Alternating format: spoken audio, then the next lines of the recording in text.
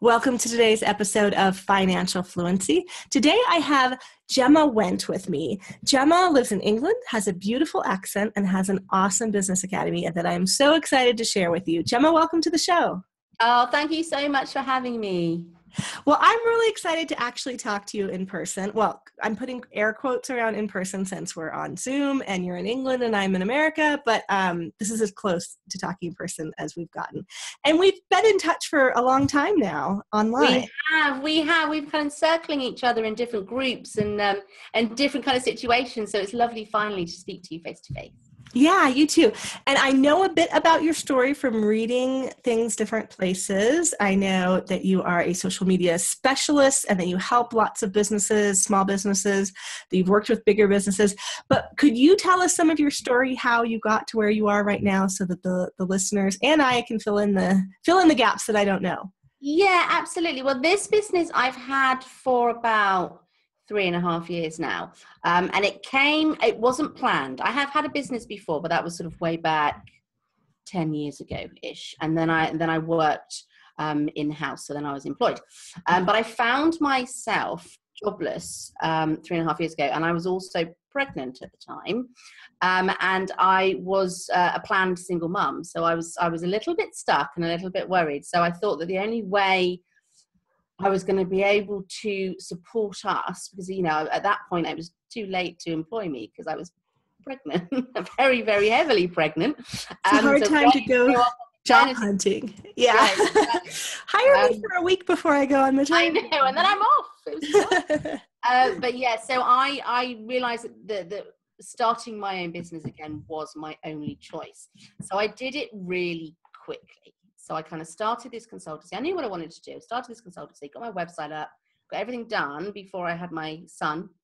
And then I started working, I would say he was probably 4 or 5 months-ish, that I started to kind of put the feelers out, started to bring clients in. I got my first big client when he was 6 months old. And I've grown the business since then. So I sort of started off with, I had childcare sort of 1 day a week, and then that grew to 2 days a week, and then 3, 4, and now he's in nursery full time because he's 3.5 now. So yeah, it was an interesting ride at the beginning, but it's been fabulous actually. I've loved it. Well, that's good. Can you explain exactly what your service is that you offer? Yeah, absolutely. So I am an online business consultant, and I guess there's two sides to my business, because in the past, obviously, I've worked with a lot of brands and corporates and agencies, and I still do. So brands and corporates and agencies take me on as a digital marketing consultant, and I work on their digital strategies, social media strategies, campaign work. But then on the other side of my business, I'm more of an online business consultant and coach. So I work with smaller businesses and one-man and one-woman bands, helping them to take their business online and get the results that they need online, more often than not on a shoestring, because they don't have an awful lot of budget. And actually, that's the stuff I really learned when I set up my own business, because I had no money. So I really learned how to hack it and do everything on a shoestring. And that's kind of the stuff that I do with the smaller businesses. Well, good. That sounds like a lot of our listeners, I believe, is people working from home, stay-at-home moms starting to go back to work, people wanting to leave their jobs to start their own businesses, but not being sure quite how. So at first, were you just doing one-on-one work with either the brands and corporate clients and then with the smaller businesses as well? Yeah, I was. So I pretty much started off working with brands and corporates because that's kind of where I had been. Mm-hmm. And so I was doing one-off projects. I had a couple of retainers, and that was all one-to-one work. But I've always had a real passion for small businesses, and I'm a real champion of, particularly of mums, obviously because of my situation, mums that want to do this and want to make a business for themselves, and want to make a life for themselves. So I started to look into that area and thought about, okay, how can I do that as well? And that started off with more one-to-one stuff. And really only this year have I started to go to the one-to-many model. It took me longer than it should have done, really. And I think I wasn't quite sure how I wanted to do it. So I sort of thought about it for a long time. And then this year I've launched some products that have allowed me to do the one-to-many, and I still do the one-to-one coaching and consultancy as well. Okay. I want to backtrack for just a second, because I know you said before the job that you had prior to all this, you had your own business at one point. What was that business? That was a digital marketing agency. Okay. So I worked in London. I lived and worked in London then. And I had a small digital marketing agency, very much, again, working with brands on their digital marketing stuff. So I've been doing this sort of marketing and digital marketing for years. Mm-hmm. So what made you leave that and go to the job that you had? I had a couple of jobs after that. I was working with an agency on their launch plan and their digital strategy. And they basically got on really well, and they were a lovely agency, and they basically made me an offer that I couldn't refuse. So I sort of moved from my agency to working for them, and it was fab. I really enjoyed it. Okay. And then you told us kind of what happened with moving back to being self-employed. Yeah. So because we're a show that talks about money, are you open to kind of talking about, as a single mom, kind of how obviously you were relying only on yourself for all the income for yourself and your son? How has that been from leaving the job and starting your own business right when he was about to be born? That was terrifying. I mean, literally, I had to put away my pride when that happened, because I rented out my home, and I have a wonderful, wonderful, wonderful friend who, with a very big house, and who's also a single mum, and she offered for me to go and stay there. So she said, rent the place out, come and stay with me. I've got loads and loads of room, and you can have him there. And then once you're ready, you can leave. So I was blessed with someone that gave me a place to live where I didn't actually have to pay anything. So I really just focused on bringing in enough money to pay for us, but also to get money together so that I could move out. And I could, because I didn't want to, because it was just me and him at home, I really didn't want to work while he was with me, because I really struggle with that. I know a lot of mums do it, and they do it brilliantly, but I couldn't kind of work with him in the room, because I find it quite hard to focus on him or on the work. So I needed to have enough money where I could pay for childcare to help me. And like I said, I started with just sort of one day a week, and then that moved up. So for me, it was about really understanding how much I needed. And I started there.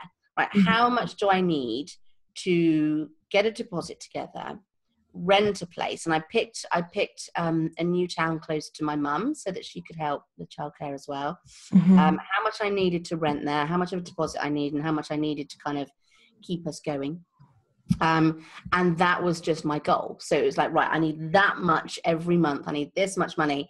And I just went out and got that work so that I got that money. And I was incredibly determined. I mean, no one's going to stop a mum with a plan, right? So I was like, got to get this for us. So I was absolutely determined. It was really tough. It was really, really tough at the time. And I was bootstrapping like a demon. I was kind of cutting corners and saving money where I could. And it took a good year to kind of get myself on my feet. And when I moved out of my friend's home when he was 10 months old, I moved into a lovely rented house. And then I found a wonderful childminder there that would look after him. And she started off with 2 days a week. And then I just grew from them. So the apartment that you moved out of to move into your friend's place, was that a rented? You just let that go? No, that's my own. And that was rented out. Yeah. And that's still rented out now, actually. Oh, okay. So does the renting that out covers the mortgage, I assume, on it? And then do you make a little money off of that as well? Very small amount, not a great deal. It kind of covers all the bases, pays the insurance and stuff, but that's about it. Okay, but it's building equity over time. So totally. Yeah. It's amazing, which is why I do it with it. Yeah, that is a very wise thing. And that's something I've been talking to a number of people about, keeping a house when they move somewhere, if they're able to have the deposit for something new, and renting it out, because knowing once the mortgage is paid off, or if it's already paid off, that's another source of income. Yeah, totally. So, I think having some multiple streams of income is always wise for everyone, in case one area gets too tough, because then you could always, if you had to, sell the apartment too, right? Yeah, absolutely. And actually, one of my goals for 2017 is to introduce more income streams. Mm-hmm. And I do have, and I'm happy to talk about them, obviously, do have some now. But I think introducing the income streams that I have this year has made me hungry for more and mm-hmm. made me kind of see the opportunities and how you can diversify and do different things. And it takes the pressure off. If you're just doing one-to-one consulting, if that dries up, you've got nothing else coming in. But if you have these other streams running, then it just takes the pressure off and makes it a lot easier. Mm-hmm. Well, let's talk about how you've introduced the new income streams this year. So we're recording this in 2016. If you're listening to it in 2017, which you may be because it's December already. Yeah. Actually, today I'll just say we're recording it December 20th. So we're very close to the end of the year. So in 2016, what new income streams did you introduce into your business? I introduced my Mastermind. So I introduced Mastermind in summer of 2016. And do you know what? It was funny. I hadn't planned it, but I just had this absolute whim or inspiration or whatever you want to call it. I was reading about masterminds and I was talking to a few people about masterminds, and suddenly I thought, that is exactly what I should be doing. You know, I mentor, I train, I coach, and it's exactly what I should be doing. And it's a great way of bringing together a group of small business owners that need my help. So I introduced that in the summer, and it's been amazing. I've loved every minute of it. I fell in love with all of the women that joined it. They were fantastic, and they got just amazing results, like doubling, tripling their income, and just confidence growing, mindset boosting, just really, really good. And I love it. So I introduced that, and my next one starts in January. So I'm really excited about those ladies as well. So they start then. And then after that, I introduced my academy, which is a membership site. And my idea for the academy came when I had quite a lot of small business owners that came to me for help, but just on one-to-one basis, and they just could not afford me. And I turned away so many people that I thought, well, this is ridiculous. I must be able to help them some way. So I had the idea for the academy. I thought, well, if I build this place that's full of all the knowledge that they need, all the stuff that I know, or how to create, manage, and grow a business online, if I create this kind of knowledge hub that is just full of classes, experts, and then that it's just an annual subscription fee that's totally affordable, then that was my idea. So I built that and launched that earlier in November this year. And it's fantastic. So that's kind of my product to really help people that need to DIY and can't afford coaching. But it really is sort of a one-stop shop. So it kind of has everything in there that people need. I mean, we have now over 30 masterclasses over about 16 different categories, over 20 experts, as well as me teaching these things. So it really kind of is quite in depth. It has everything that you need. So it's a fantastic product. I'm really proud of it. Well, that sounds great. And we'll definitely share some links to that.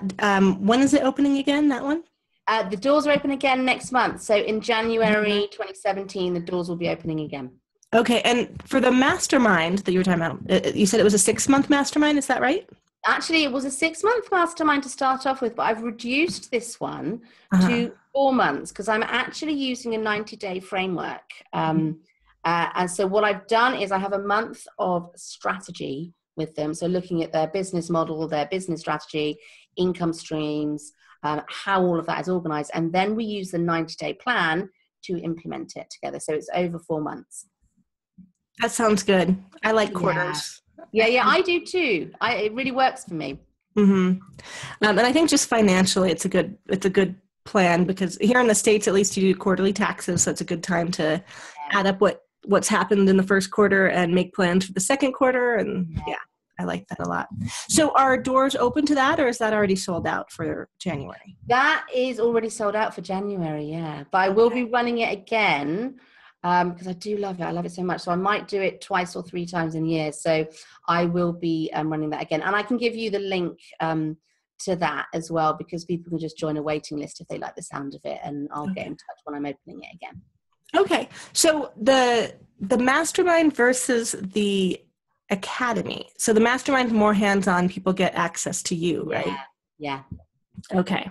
Cool. Yeah, absolutely. A lot of access. I do one-to-one work as well as group calls, and I'm very, very active in our Facebook group. Okay, great. So, and how many spots are in that? I do between 5 and 10, and I think I've got 9, potentially 10 for the one that starts at the beginning of January. Okay, and for the academy, that's just open to as many people as sign up? Yes, right? Open to as many people as need it. Okay, great. And so how was the experience of launching each of those?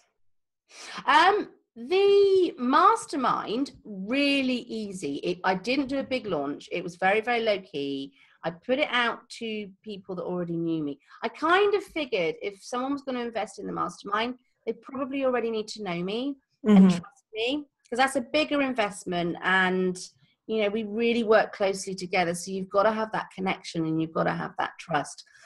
So I actually ended up selling it to people that already knew me, and they're already kind of in my community online. So that was quite easy.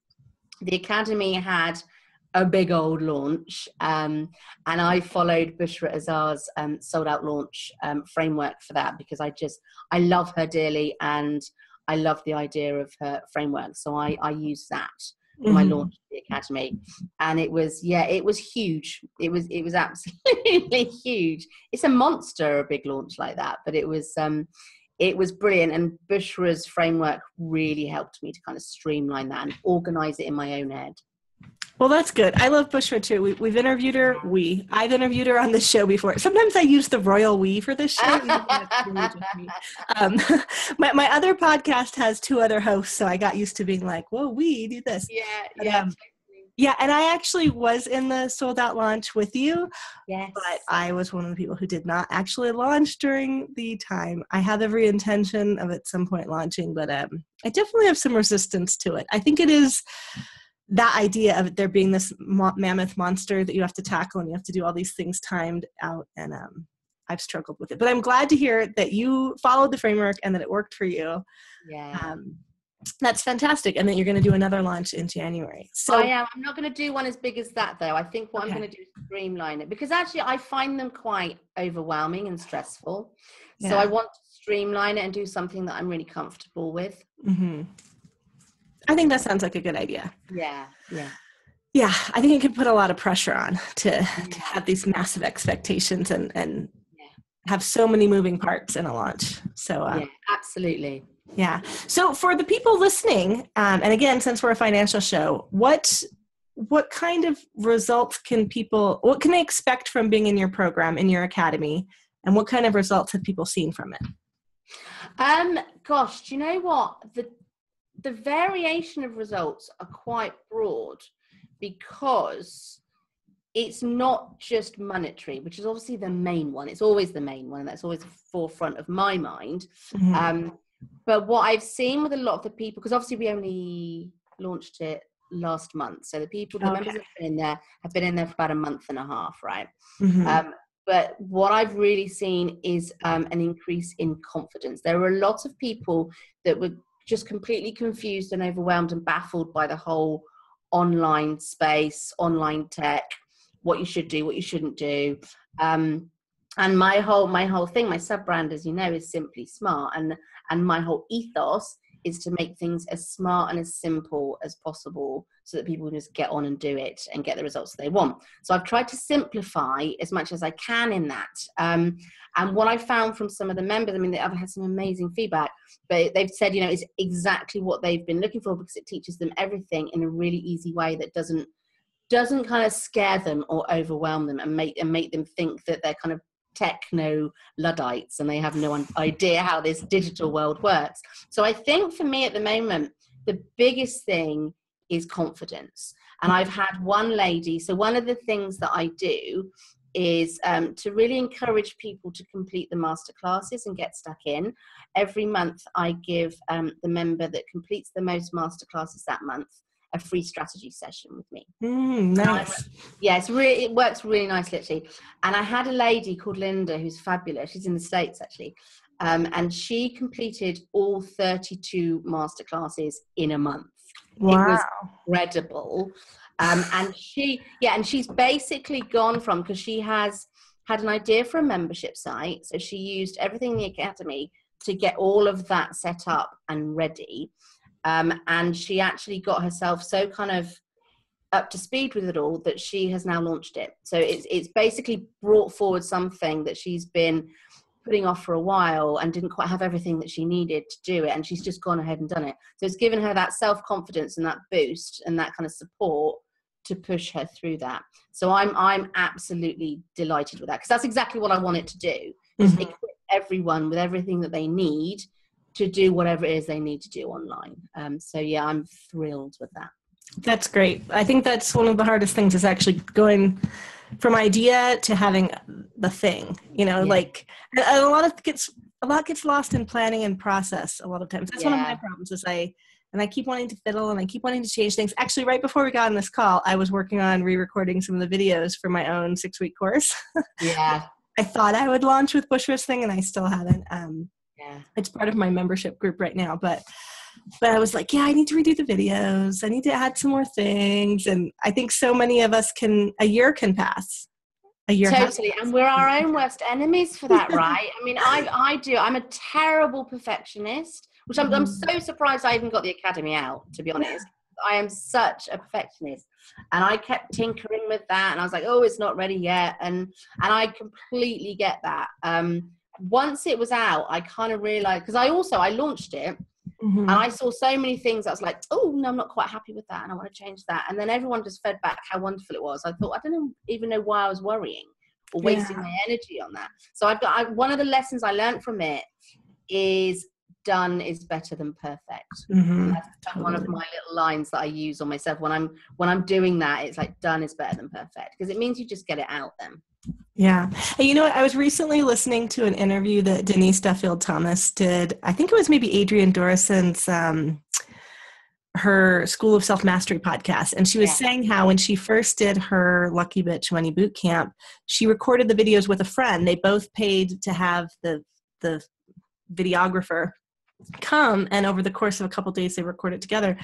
And she just got her videos done, and the friend did the videos but wasn't happy with it. And she said that 2 years later, the friend finally launched that. And in the meantime, she built her business for 2 years. And she was saying, obviously, there were a lot of things wrong with it, and she's iterated and she's changed it.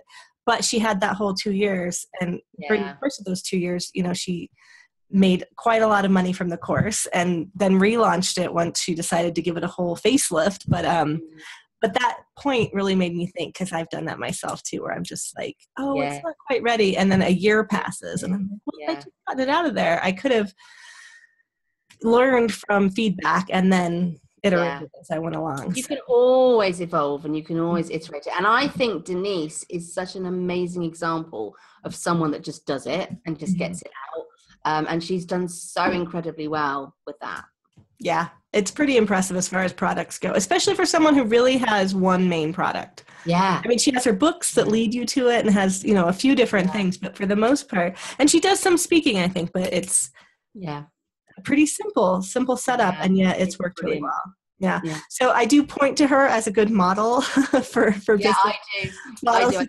Fabulous. Yeah. And Bushra too. Actually, when I first started my membership site, I remember I wrote to her and I was like, I'm Bushraizing my stuff, because I was trying to do these little modules, kind of like her PH hacks, as like mini hacks. But then I ended up turning it into a membership site after a while. But anyways, there are a lot of really great people to point to for how to do these things. But it's when you're starting from nothing, and especially if you don't know how to do the tech, it is really hard to get started. So it sounds like if someone went from an idea to actually having the membership site up and launched in a month using the Business Academy, I think that's a pretty fabulous recommendation. Yeah, I'm thrilled. I really, really am. Yeah, so we will definitely put the link to that so people can find how to join the Business Academy and see what's in there. And we'll put the link to the waiting list for your Mastermind as well, because that sounds pretty awesome. That would be great. Okay. And actually, one thing that I should tell you that might be really good for your ladies, that every mastermind I do, I run a scholarship, so someone gets a free place on it. So I have a real, because of my history, I have a real yearning to support people that can't afford these kind of things. So I always put a place in for a scholarship. Even if someone thinks that they can't afford it, tell them to join the waiting list, because they might be able to win the scholarship. Okay, that's great. That is awesome. And you also mentioned earlier that you were thinking of more income streams to add in the new year. What are you thinking about that? Let's talk about I want to do some bite-size courses. So obviously the Academy has everything in it. But what I want to do, like, for example, I've got a really quite an intensive masterclass in there on how to create a digital strategy. And once I'd created it and I put it in the Academy, I kind of watched it through and looked at all the downloads, and I thought that is a course in itself, and that's just something really valuable that could be really useful for business. So I'm going to make some sort of bite-sized courses that are really affordable, that people can invest in. I'm also doing a joint venture with another business, so I'm really lucky that opportunity kind of came to me. So I'm going to be looking at doing that as well, and I really want to kind of ramp up my affiliates.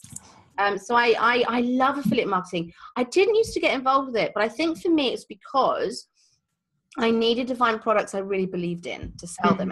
And I found a few now, like Sold Out Launch for Bushra. I will always affiliate because I think it's amazing. So I really want to ramp that up. So all the stuff that I trust and all the stuff that I love, I am going to recommend and push that out there because it's stuff I think that can help people as well. I agree. That's something I'm doing some with this podcast as well, is promoting things that I'm an affiliate for. And likewise, there are a number of things I've done that I have not tried to be an affiliate for because either I didn't finish them or they didn't quite work out for me. Yeah. But the things that I really like, I am. And I'm just going to disclose here that I am an affiliate for a Gemmas program, and I'm one of the experts. I have a masterclass in there. So if you want more from me, you can find a bit more in Gemma's course as well. So I always like to let everybody know if I'm affiliating for something. I don't do it all that often, but for people I really like and want to promote personally, I do. And I think that is a good strategy for other people who are looking for more income streams. Being an affiliate for products and programs that you really believe in. Like, I'm an affiliate for Amazon too, because I share tons of books all the time with people. But I'll be honest, That's a great idea. It is. My last check I got was for $37. Especially with the ebooks, if people buy the $2.99 ebook. I really like audiobooks, so I always get my audible.com subscription, and I listen to a lot of books because that's easier with driving the kids around, and the times when you can listen but can't necessarily hold the book in your hands. But so it's not a big income producer for me, but it's still there, like recommending a book. Why not? So if for people looking for extra income streams, that's one you can add as being an affiliate, either for products or for programs. I have a list on my website of resources, some of which are affiliates. And I think that that's a nice way to do it too, because when people ask me for my book recommendations or my podcast recommendations, I send them to my resource page, which has the books recommended through Amazon, the podcasts I like, there's no affiliate for those, and then a few programs that I do affiliate for. Yeah, that's a really nice way of doing it, definitely. Anything else you're adding to your income streams? Let me think. So I have the Mastermind, I have the Academy, a few other courses. I think that's it, because this joint venture might end up taking quite a lot of my time. It could be quite lucrative and it could happen quite fast. So I think I need to just kind of focus on that and the current products I've got so I can look after everybody. And then I'll take stock. But I'm really excited. Do you know what, for me, because I was a bit like you, I kind of held back with creating my Academy for a while. And then I was tinkering with it and trying to make it perfect. But now I've got that out, now I've done that one, it feels a lot easier and I feel more able to quickly get stuff out. So I think I kind of needed to do that and go through that process with the Academy to feel okay with it. And now I'm ready to kind of get all this other stuff out. So I'm really keen to get that out and create some really smart sales funnels and nurture paths to kind of connect all of that stuff and connect all of my content and take my prospects on a really intelligent journey to help them understand what they need to buy of mine. And I really want to focus on that next year. That sounds like a good plan. Yeah, and I also think as much as I love multiple income streams, there is something to getting too scattered too, and to not being able to everything. So I think it's smart to have a few that are passive, a few that are very active, and focus on what's most important. Yeah, absolutely.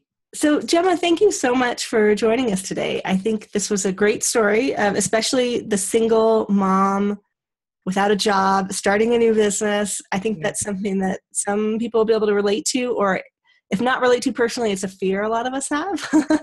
You know, absolutely. You weathered that, you made it through it, and you started your business and have grown it through that period. That's pretty fantastic. Hats off to you. Thank you, honey. Sunglasses off to you, since I'm not wearing a hat.